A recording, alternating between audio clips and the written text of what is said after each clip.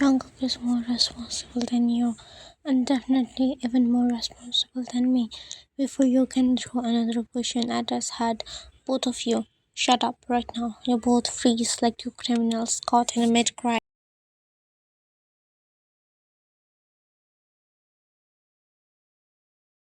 Mom walks in with a spatula in her hand like it's a weapon. I can hear you two screaming from a garden. What's happening now? Both of you start talking at the same time. You won't wait for me. She want to drive alone like an idiot.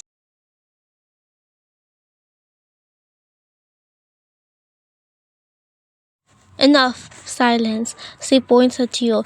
You are already going to Taeyang's trip with us friends. Stop acting like a baby. If you want to go next day, then go with Jungkook. Your soul leaves your body. Mom, Jungkook, do you want me to die?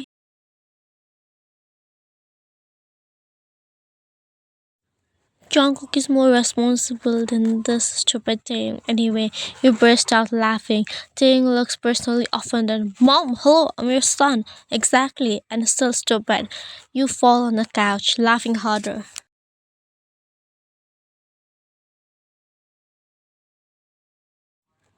Taeyang whines dramatically. One, stop laughing at me. You'll laugh louder. He throws another pillow at you. You throw one back. Your mom shakes her head like she regrets giving birth to both of you.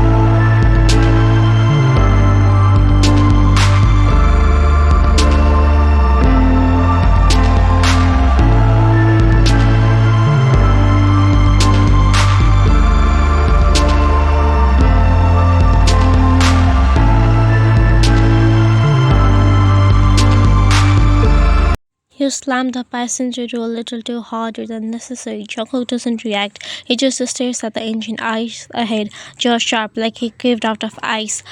Great, 2 hours in a car with a walking refrigerator. He glances at you, expression unreadable, then focuses back on the road. No greetings, nothing. Of course not. Why would the emotionless statue speak? But he speaks the first word since you got in. Seatbelt. Yank it over your chest and click it. He suddenly speaks again. How was your exam? Your rant explodes instantly. Don't even get me started. The teacher changed the whole syllabus last minute. The questions were stupid, and I swear the girl next to me kept breathing like a buffalo. You stop when you realized he isn't reacting at all. He just nods once in silence. Immediately grab the AUX cord connecting your phone. Fine. If you want talk music will, you blast the music, roll the window down, put your head practically out like excited puppy, hair flying everywhere, singing like you're performing for people. Jungkook keeps his eyes on the road, unfazed. You turn your head, chocolate bar into the mic. I shove it at his face. Sing one line, just one line, please. He backs us like little without saying anything. I look like an idiot singing alone without taking his eyes off the highway. He depends. You already are.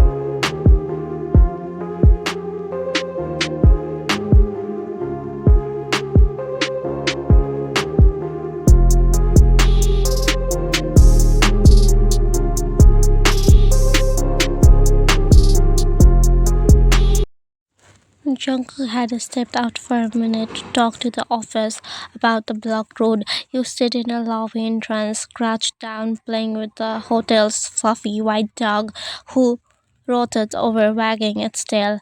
Oh, hi, baby. Aren't you just hey?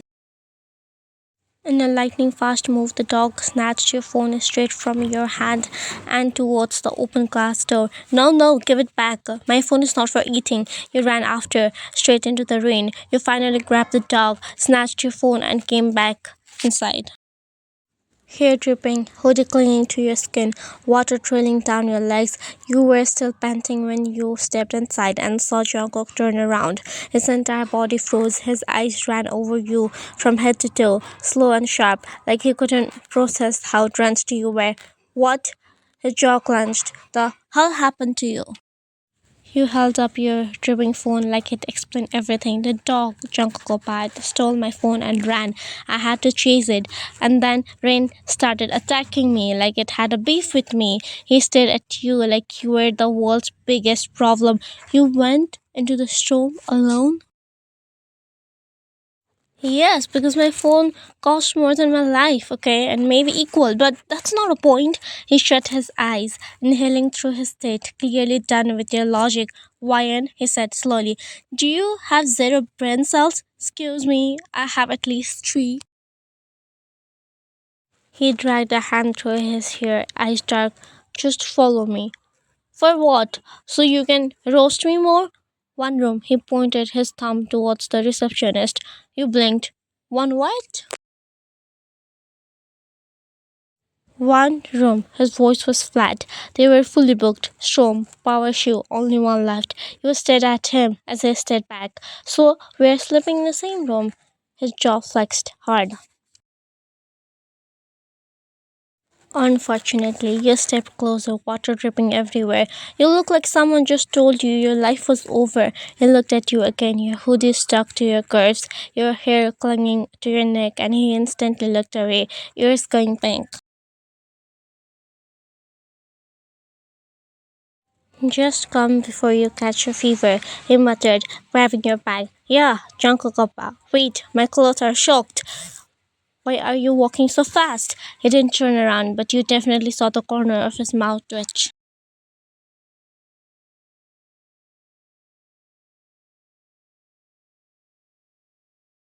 The hotel room door clicked shut behind you.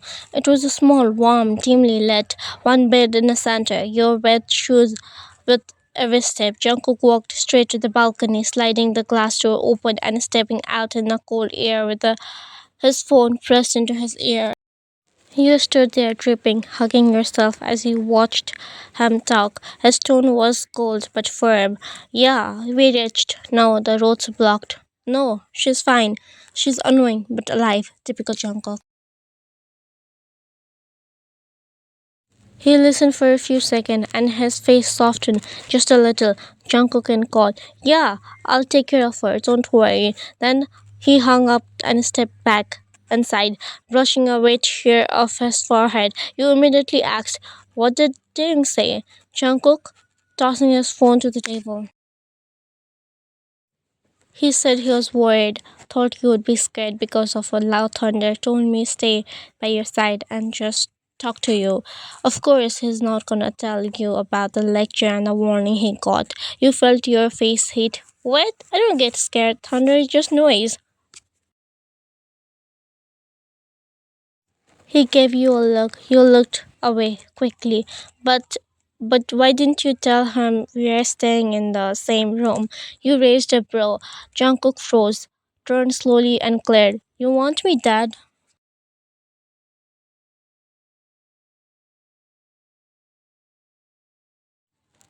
Oh, before you could respond, there was a sharp knock on the door. A manager stood outside, painting slightly. Sir, ma'am, I'm sorry, but your car is temporarily inaccessible. Police moved all vehicles downhill for safety due to the flooding. You won't be able to get any luggage or clothes tonight. Your jaw dropped, your lips pressed into the thin line. The manager bowed and left. You stared at the empty hall and then back at Jungkook. What the actual? I'm still wet. My clothes are sticking to my body like a glue. This isn't torture.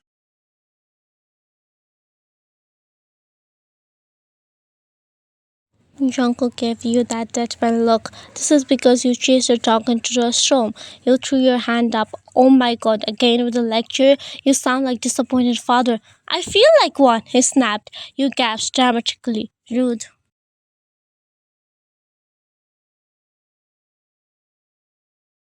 He rolled his eyes, then signed along through the nose, slowly started taking his hoodie off. Here, that's yours. Obviously, it wasn't your hoodie, right?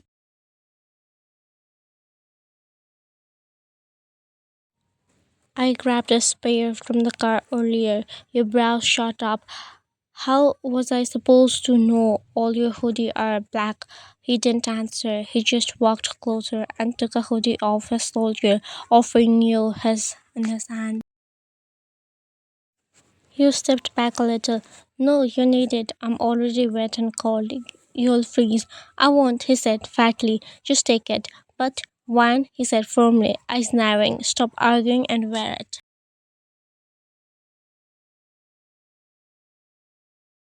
He finally reached out and grabbed the hoodie warm from his body head, and that's when you saw it underneath.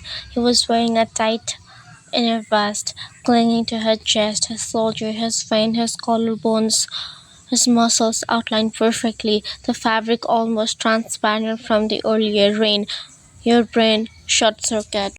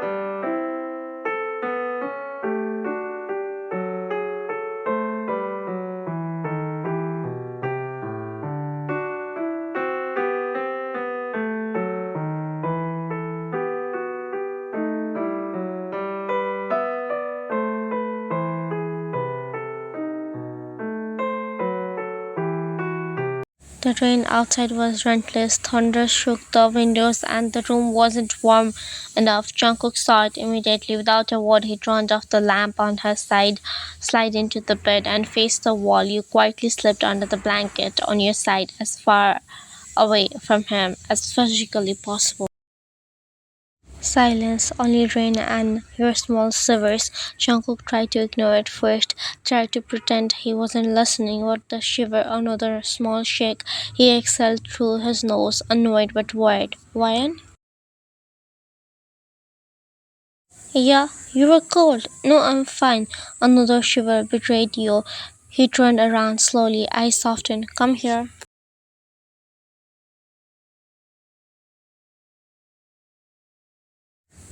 Your eyes widen. What? Just come. He opened the blanket slightly, scooting back a bit. You're freezing. But we. One, stop overthinking and get over here before you turn into ice. He swallowed hard, then slowly curled across the mattress towards him.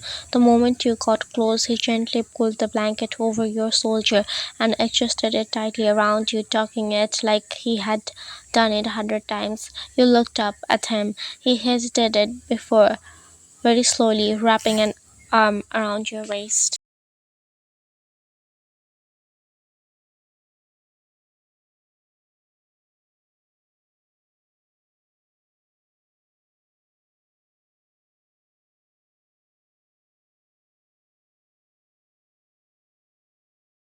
Don't make it weird.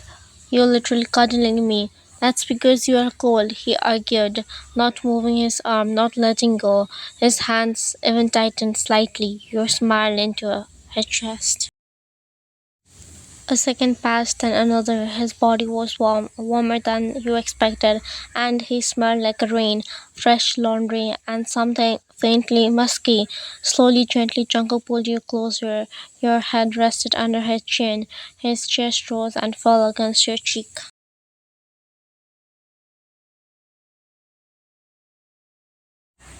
Another hand slipped under the blanket, settling on your waist too warm, protective. He didn't speak, didn't tease you, didn't glare. Instead, he started humming, softly, low, comforting. You blinked up at him, stunned. You're humming for me?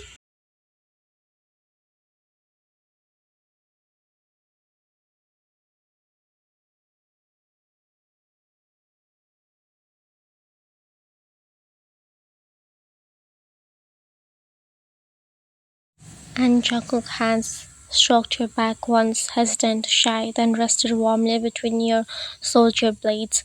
His breath hurt your forehead as he whispered, "Good night, Wan." You fell asleep wrapped in him.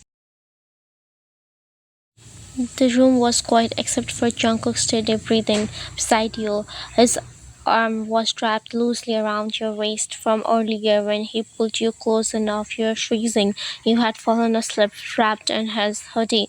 His warmth passed against your back, but then crack.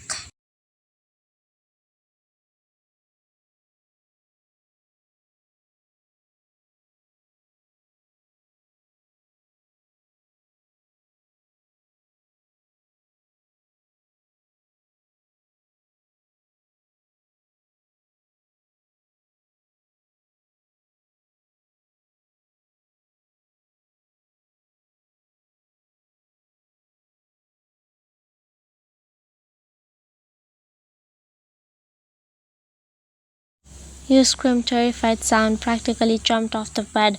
Jungkook's arm tightened around your waist, instantly pulling you back into his firm, protective grip. Hey, hey, his tone was cold, but the panic underneath betrayed him. Don't do that, you'll fall.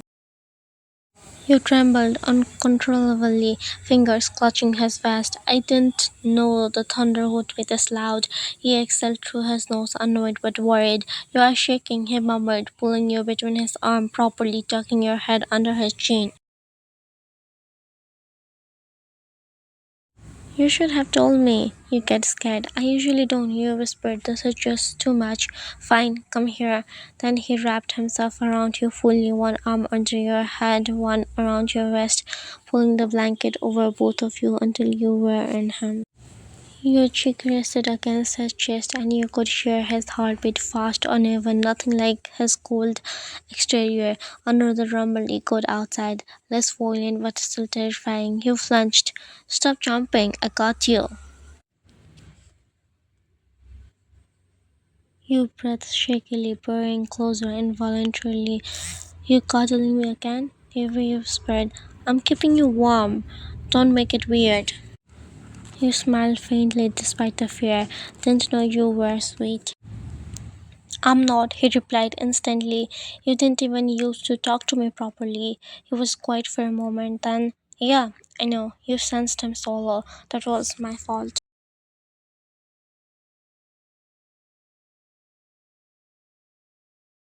Another thunder rolled lower this time. Jungkook's hand dropped your back unconsciously, slow, soothing strokes that made your body relax.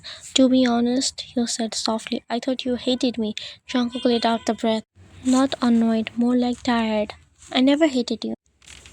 Then why were you so cold to me? His arm tightened a little, like he needed something to hold on before speaking.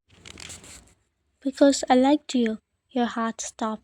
You lifted your head slowly. Jungkook was looking away, jaw tense, eyes avoiding yours. I didn't know how to deal with it, he said, voice low and honest in a way he could never been before. Your best friend's little sister, younger than me, off limits. I told myself that over and over. You stared at him, stunned. He continued quietly. And I'm not good with emotions or people. I don't know how to start a conversation, how to approach someone I actually like. His finger brushed your arm nervously, a tiny, rare sign of vulnerability. So I stood distant, too distant. Your eyes burned. Jungkook oppa?